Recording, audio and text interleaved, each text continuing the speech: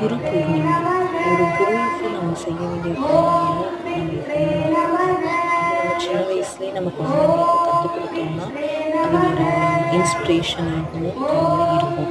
So என்னோட வாழ்க்கையில் முதல் குரு பார்த்தீங்கன்னா என் தந்தையர். ஸோ அவங்க இல்லாமல் நம்ம எதுவுமே கற்றுக்க முடியாது.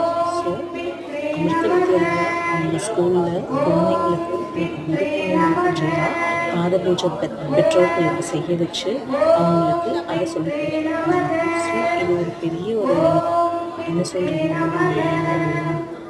பாக்கியம்னு தான் நான் சொல்லுவேன்.